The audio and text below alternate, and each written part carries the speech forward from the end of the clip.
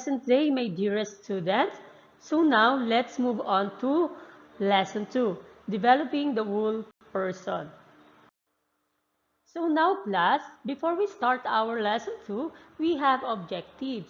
At the end of this session, the students should be able to discuss the relationship among cognitive, psychological, spiritual, and social development to understand one's thoughts, feelings, and behaviors. 2. Evaluate one's thoughts, feelings, and behaviors, and show the connection between thoughts, feelings, and behaviors in real life situation. So now class, let's proceed to developing the whole person. There are various elements involved in the holistic development of an individual. Holistic development refers to the process of self-actualization and learning that combines an individual mental, physical, social, emotional, and spiritual growth. So, class, when we say developing the whole person, from the word developing, so class, when we say developing, it is how to develop yourself. Kung paano natin ma-develop yung ating sarili, kung paano natin maihubog ang mga kakayahan natin as a person. So, si developing the whole person, ito ay ang paghuhubog ng ating pagkatao na hindi lamang sa aspeto ng kaalaman or akademiko, kundi ito ay pumapatungkol din sa emotional, spiritual, moral, social, at physical na bahagi ng ating pagkatao. So, si developing the whole person ay isang proseso na kung saan ang bawat individual ay hinuhubog ang aspeto ng ating pagkatao. Hindi lang sapat na matututo lamang tayo sa aralin sa paaralan or magkaroon ng mas mataas na grado.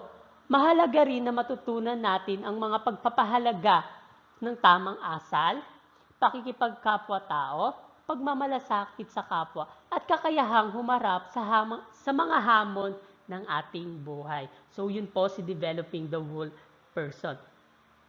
Paghuhubog ng ating pagkatao or ng ating kakayahan. Nagigets po ba? So now class, we have 5 areas of personal development. The first one is psychological development, emotional development, social development, cognitive development, and of course, the spiritual development.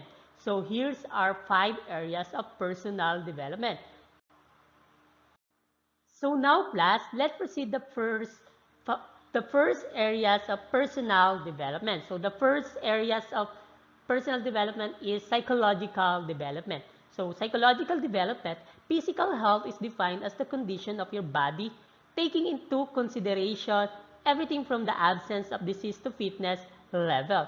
So now class, when we say psychological development, ito ay tumutukoy sa paglago at pagbabago ng ating isipan, damdamin, pag-uugali, at personalidad ng isang tao na habang tayo'y lumalaki. Bahagi rin ito ng kabuuang pag-unlad ng ating individual na pagkabata hanggang sa pagtanda. So, si psychological development din ay ito ay ang proseso kung saan tayong mga tao ay unti-unting natututo kung paano ang tamang pag-iisip, kung paano makaramdam, paano umunawa at makitungo sa mundo ng ating nakapaligid, sa ating nakapaligid. Sa bawat yugto ng ating buhay, mula pagkabata, pagkabinata, or pagkadalaga, hanggang sa ating pagtanda, may mga pagbabago sa atin na kung paano na tayo makapagdesisyon ng tama, magpakita ng emosyon, at bumuo ng relasyon sa ibang tao. So, yun po si psychological development. Ini-improve po natin, dinidevelop po natin yung ating pag-iisip. Ang tamang pag-iisip, tamang pag-uunawa. So, yun po si psychological development. Nagigets po ba, class? Okay. So, now, class, we have a physical health is critical for overall well-being and can be affected by lifestyle, human biology, environment, and of course, the healthcare service. So now, class, let's proceed to second areas of personal development. So, emotional development. Emotional health is an important part of overall health. Emotionally healthy people are in control of their thoughts, feelings, and behaviors. So, class, when we say emotional development, ito ay tumutukoy sa proseso at paghuhubog at paglinang ng kakayahan natin para makakilala, makaunawa, ipahayag at kontrolin ang ating mga damdamin. At kabilang din dito ang kakayahang umunawa at tumugon sa damdamin ng tao. Sa madaling salita, si emotional development ay kung saan natututo tayo or napapalago natin ang emotional na katalinuhan or emotional intelligence. And of course, natututo na rin tayong mga tao makitungo sa sarili nating damdamin at sa damdamin din ng ibang tao. So, may mga aspeto ng emotional development. So, we have 5 aspects of emotional development. The first one is self-awareness, na kung saan natututo na ang tao kilalanin kung ano ang kanyang nararamdaman. The next one is emotional regulation.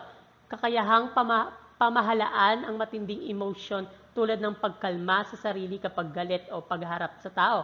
The empathy, pag-unawa sa damdamin ng iba at pagiging sensitibo sa nararamdaman nila.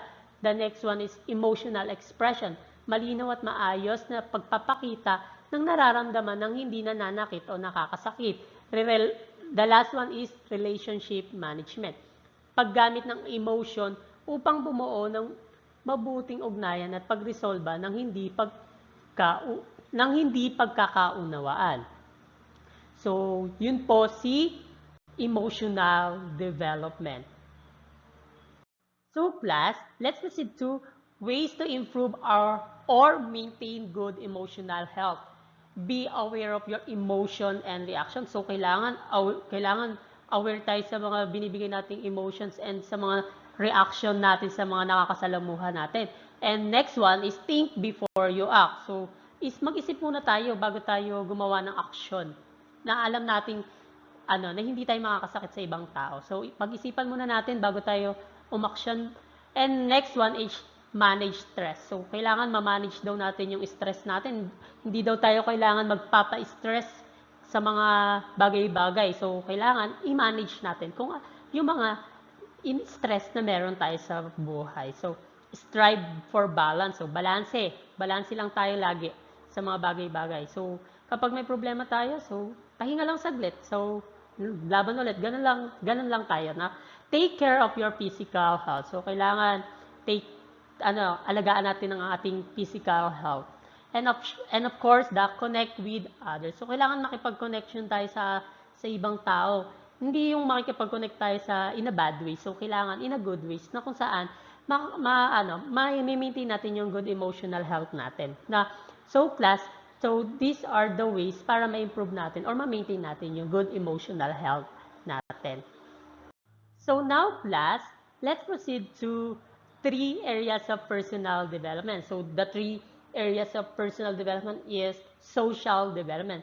Social development refers to how people develop social and emotional skills across the lifespan with particular attention to childhood and adolescence. So when we say social development, ito ay tumutukoy sa paglago ng kakayahan nating mga tao na makipag-ugnayan, makisama at bumuo ng mabuting relasyon sa ibang tao. Kabilang dito ang pagkatuto ng tamang asal at pakikitungo sa iba, pag-unawa sa damdamin ng kapwa at pakikipagbagay sa mga patakaran ng lipunan. So si social development ay konektado siya kay emotional development and moral development dahil kailangan ng control sa emotion at sa tamang asal upang makitungo sa iba ng maayos. So, meron din tayong mga aspeto ng social development. The first aspect of social development is pakikipag-ugnayan or interaction sa ibang tao. Paano tayo nakikipag-usap at nakikisalamuha sa iba? Tulad ng pakikipagkaibigan, pagtutulungan at pakikinig. So, second one is pakikisama or cooperation. Kakayahang makibahagi sa grupo, sumunod sa alintuntunin at gumawa ng desisyon na kasama ang iba. So, the third one is empathy at respect. So, pag-unawa sa damdamin at pananaw ng ibang tao at paggalang sa kanilang pagkakaiba. So, kailangan natin galangin kung ano ba sila. And of course, the social roles at norms. So, pagkatuto ng mga tungkulin sa lipunan, halimbawa bilang anak or estudyante, kaibigan, at pagsunod sa inaasahang kilos o asal. So, yun po si social development. So now, class, let's proceed to healthy social developments can help you. We have 5. The first one is resolve conflicts. The second one is strength learning skills. The third one is develop communication skill. And fourth one is build self-esteem. And the last one is establish a positive attitude. So these are the 5 healthy social development can help us. So now, class, let's proceed to 4 areas of personal development. So the 4 areas of personal development is cognitive development. Cognitive development means how people think, explore, and figure things out. It is the development of knowledge, skills, problem solving, and disposition which helps a person to think about and understand the world around them. So when we say cognitive development, ito ay tumutukoy sa paglago ng kakayahan ng isang tao na mag-isip, matuto, at umunawa at magdesisyon. Ito ay bahagi ng psychological na pag-unlad na nakatuon sa ating kaisipan. Kung paano tayo nakaintindi ng mga konsepto, nakakalutas ng problema at natututo mula sa ating mga karanasan. So sa simpleng salita, ito ay ang pag-unlad ng ating kognitibong kakayahan ay ang proseso kung saan natututo ang tao na gumamit ng utak upang mag-obserba, mag-analisa, magplano at matuto. So meron din po tayong mga aspeto ng cognitive development. Attention. The second one is memory. The third one is language development. The fourth one is problem solving, and the last one is thinking and reasoning. So we have meron din pong konektado si emotional development and cognitive development dahil kailangan ng matinong pag-iisip upang pamahalaan ang emotional. And meron din tayo cognitive plus social development. Mahalaga ang pag-iisip para sa epektibong komunikasyon at pakikitungo sa iba. So, yun po si cognitive development. So now, class, let's proceed to the last 5 areas of personal development. So, the last part is spiritual development.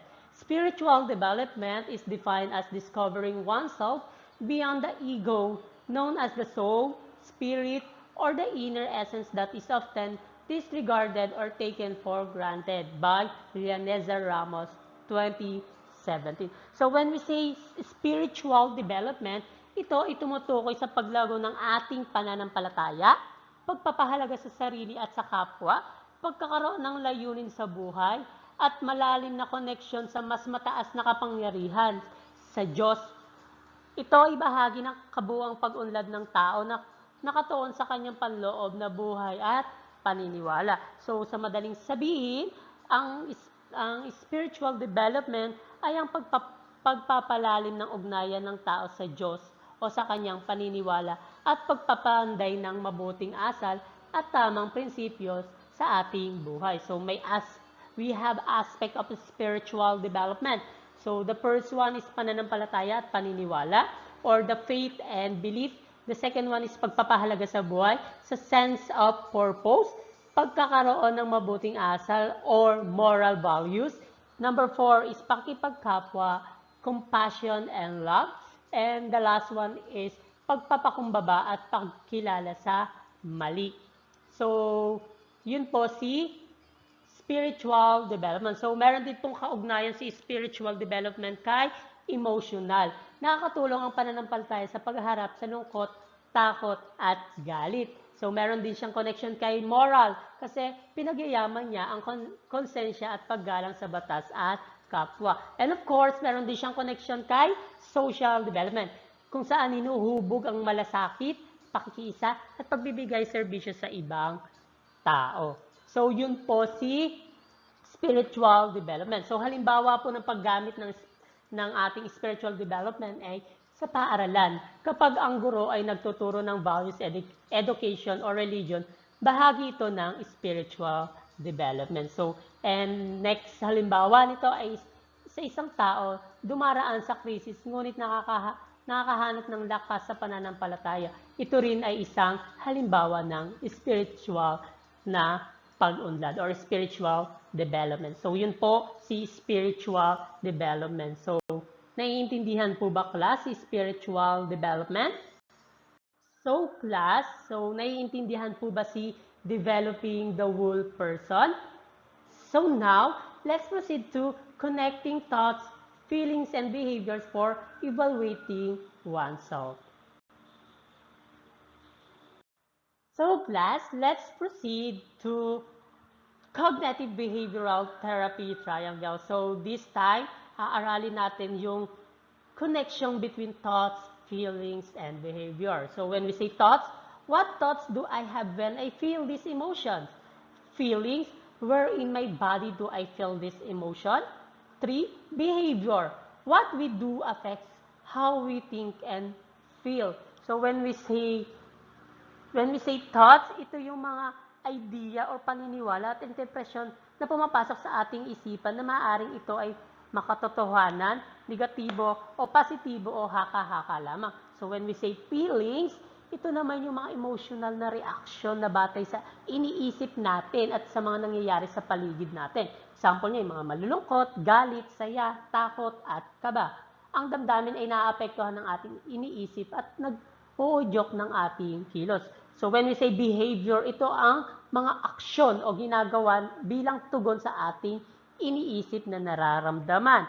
For example, sumigaw kapag galit, tumulong kapag masaya, umiyak kapag malungkot. Ang ating pagkilos ay bunga ng ating damdamin at iniisip. So, silang tatlo, si thoughts, feelings, and behavior is kailangan lagi silang magkakaugnayan. Hindi pwedeng mawala yung isa dyan. For example, si thoughts and behavior lang yung meron tayo. Wala tayong feelings. So, hindi maayos yung magiging cognitive behavioral therapy natin. So, kailangan lagi silang magkakaugnay tatlo. Kailangan yung connection ng thoughts, feelings, and behaviors natin ay lagi silang magkakasama. Hindi po pwedeng may mawala kahit isa sa kanya. Di ba nga sabi ko nga kanina kay thoughts, is ito yung mga iniisip natin na gusto nating gawin. Tapos yung mga feelings na pumapasok sa atin na paano ba natin sila, kung paano yung mga reaction natin kapag may pumasok sa isip natin na mga bagay-bagay. So, kung ano ba yung pumasok sa isip natin na kunyari galit tayo. So, yun yung magiging feelings natin. So, si behavior naman ito naman ay ang mga action na gagawin natin. So, kailangan talaga lagi silang magkakasama. So, hindi pwedeng may mawala sa kanila kahit isa. So now class, let's proceed thoughts, feelings, and behaviors. The only things we control in life are our thoughts, feelings, and behaviors. If we can manage those, we can achieve our goals and gain success in life. So when we say thoughts, feelings, and behavior, we can control life natin.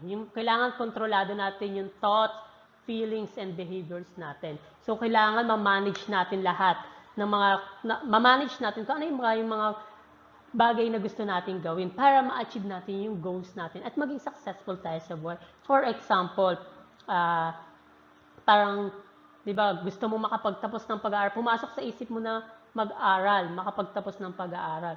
So, yung feelings mo doon is parang excited kang makagraduate.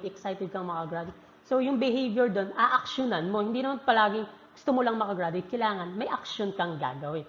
Magtatapos ka, a-actionan mo siya. So, yun po para maging successful tayo sa ating buhay. No? Kailangan manage natin lahat ng mga bagay-bagay. So, yun po si thoughts, feelings, and behaviors.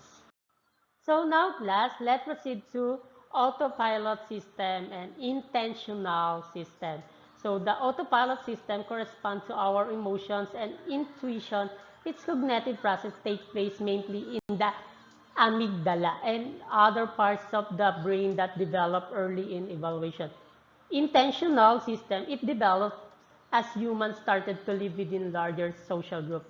This thinking system helps us handle more complex mental activities such as managing individual and group relationship, logical reasoning, probabilistic thinking, and learning new information and patterns of thinking and behavior. So when we say autopilot, so class, we have, may dalawang utak tayong mga tao na nagpoproseso sa mga impormasyon at paggawa ng ating mga desisyon. Yan nga po ay si autopilot system and intentional system.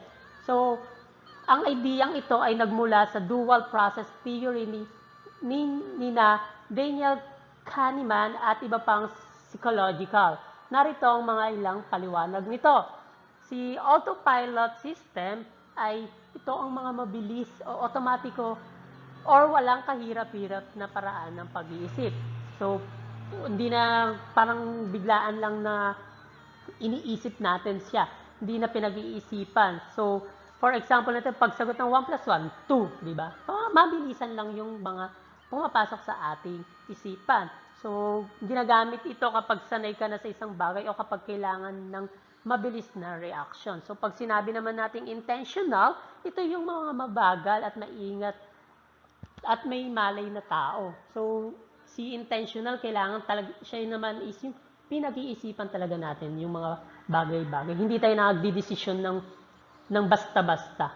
So, mga katangian na ginagamit ng intentional is gumagamit ng mga malalalim na pag-iisip, nangangailangan ng konsentrasyon, mas madalas gamitin sa mahirap o bagong sitwasyon. So, si intentional system is ginagamit ito kapag kailangan pag-isipan ng mabuti ang isang bagay o gumawa ng matalinong desisyon.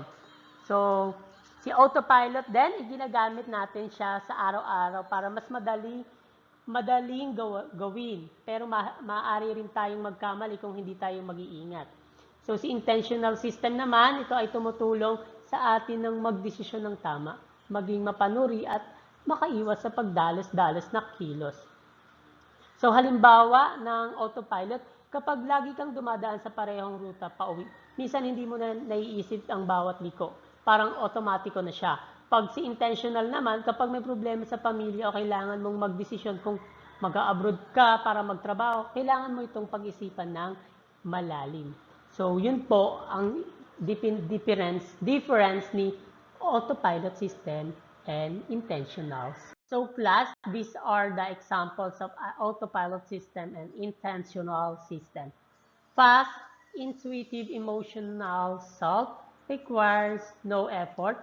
Automatic thinking, feeling, and behavior habits mostly makes good decisions 80% of time, prone to some predictable and systematic errors.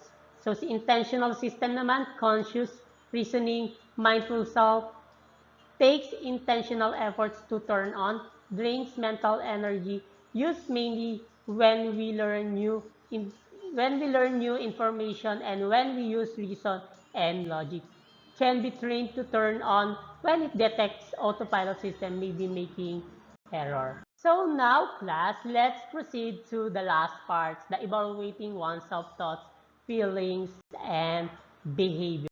So now, class, let's proceed to defining thoughts, feelings, and behaviors.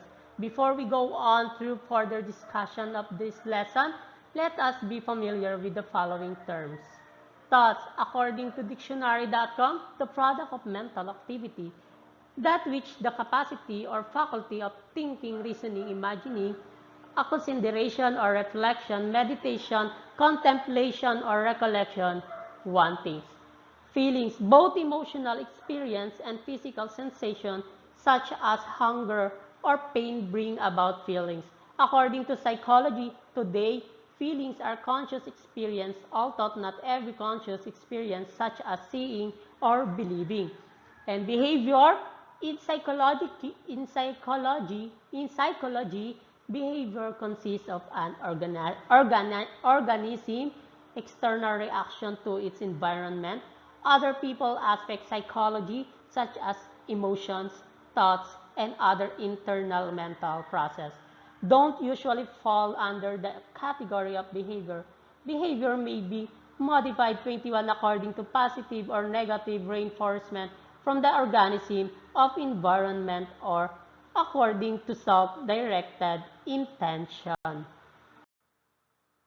So now, class, let's proceed to thoughts, feelings, and behavior. They are all connected. It's based on the idea that our thoughts, feelings, and behaviors are all connected and influence one another. For example, if we are feeling sad or depressed, we might have thoughts like we are not worth much of anything, and we might do behaviors like stay in bed all day. The next example is if we are feeling happy or excited, we might have thoughts like the future is bright, and we might do behavior like calling a friend or see a movie. So look at this picture. What you think, how you feel, and what you do. So silang tatlo ay laging magkaka-konektado. Hindi sila pwedeng magkahiwalay-hiwalay. Hindi pwedeng mawala ang isa sa kanilang tatlo. Dahil hindi ka makakapag-desisyon ng isang bagay kapag wala sila. For example, nakapag-isip ka nga, niresultahan mo agad, wala yung feelings. So, ang magiging resulta niyan ay hindi maganda. So, ang kalalabasan niyan ay maaaring mali ang magiging desisyon mo sa buhay. So, kailangan silang tatlo ay laging magkakakonektado. So, nagigets ba? So now, class, let's proceed to thoughts, feelings, and behavior. They are all connected. It's based on the idea that our thoughts, feelings, and behaviors are all connected and influence one another. For example, if we are feeling sad or depressed, we might have thoughts like we are not worth much of anything, and we might do behaviors like stay in bed all day. The next example is if we are feeling happy or excited, we might have thoughts like the future is bright, and we might do behavior like calling a friend or see a movie. So look at this picture. What you think, how you feel, and what you do. So silang tatlo ay laging magkaka-konektado. Hindi sila pwedeng magkahiwalay-hiwalay. Hindi pwedeng mawala ang isa sa kanilang tatlo. Dahil hindi ka makakapag-desisyon ng isang bagay kapag wala sila. For example, nakapag-isip ka nga, niresultahan mo agad, wala yung feelings. So, ang magiging resulta niyan ay hindi maganda. So, ang kalalabasan niyan ay maaaring mali ang magiging desisyon mo sa buhay. So, kailangan silang tatlo ay laging magkakakonektado. So, nagigets ba? So now, class, let's proceed to your activity. So this time, express your thoughts, feelings, and action through the abstract painting. You can use brushes, hand painting, or painting technique you want to use. You will express your thoughts, feelings, and action. Apply thinness or thickness of lines, color, shapes, and texture. The following are suggested materials you can prepare. Follow the instruction while doing your self-expression painting. So, your activity is my self-reflection. So, the materials is poster making, brush, illustration board, and this is the instruction. Find a place where you can work, prepare the materials, close your eyes and contemplate for 30 seconds.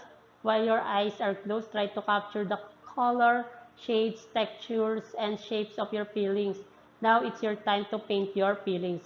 Write a short description and title for your output. So, your output will be passed to me on Messenger. So, through Messenger nyo siya ipapasa sa akin. So, pipicturean nyo siya, then ipapasa nyo siya sa akin through Messenger. So, and that's our lessons for today. And I hope you learned a lot in this lesson. So, thank you for listening. Have a nice day.